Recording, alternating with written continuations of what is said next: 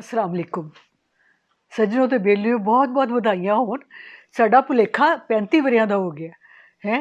ਤੇ ਦੇਖੋ ਕੱਲ ਦੀ ਗੱਲ ਲੱਗਦੀ ਏ ਜਦੋਂ ਮੁਦੱਸਰ ਇਕਬਾਲ ਬੱਟ ਨੇ ਭੁਲੇਖਾ ਸ਼ੁਰੂ ਕੀਤਾ ਸੀ ਤੇ ਸਾਰਿਆਂ ਨੇ ਕਿਹਾ ਸੀ ਇਹਨੇ ਕਿਹੜਾ ਤੋੜ ਚੜਨਾ, ਕਿਉਂਕਿ ਇਸ ਤੋਂ ਪਹਿਲੇ ਜਿਹੜਾ ਸੱਜਣ ਨਿਕਲਿਆ ਸੀ ਉਹ ਬੜੇ ਦਾਨਸ਼ਵਰਾਂ ਨੇ ਮਿਲ ਬੈਠ ਕੇ ਪੰਜਾਬੀ ਦਾ ਅਖਬਾਰ ਕੱਢਿਆ ਸੀ ਤੇ ਉਹਦੇ ਸਾਰਿਆਂ ਨੇ ਰਜ਼ਾਕਾਰਾਨਾ ਤੌਰ 'ਤੇ ਕੰਮ ਵੀ ਕੀਤਾ ਸੀ। ਲੇਕਿਨ ਉਹ ਥੋੜ੍ਹੇ ਦੇਰ ਚੱਲਿਆ ਸੀ, ਕੁਛ ਮਹੀਨੇ, ਜ਼ਿਆਦਾ ਵੀ ਨਹੀਂ। ਤੇ ਇਸ ਇਕੱਲੇ ਬੰਦੇ ਨੇ ਇੰਨਾ ਵੱਡਾ ਕਾਰਨਾਮਾ ਕੀਤਾ, ਆਪਣੇ 'ਤੇ ਸਾਰਾ ਖਰਚਾ ਲੈ ਕੇ ਹੈਂ, ਇਕੱਲੇ ਹੀ ਨਹੀਂ 35 ਵਰ੍ਹੇ ਗੁਜ਼ਾਰ ਲੈਣੇ। 35 ਵਰ੍ਹੇ ਤੋਂ ਬਾਕਾਇਦਾ ਇੱਕ ਪੰਜਾਬੀ ਅਖਬਾਰ ਕੱਢਣਾ ਹੈ, ਜਿਹਨੂੰ ਕੋਈ ਖਰੀਦਣ ਵਾਲਾ ਵੀ ਨਾ ਹੋਵੇ ਅਤੇ ਪੜ੍ਹਨ ਵਾਲੇ ਵੀ ਬਹੁਤ ਘੱਟ ਲੋਕ ਥੋੜ੍ਹੇ ਹੋਣ, ਹੈ ਨਾ।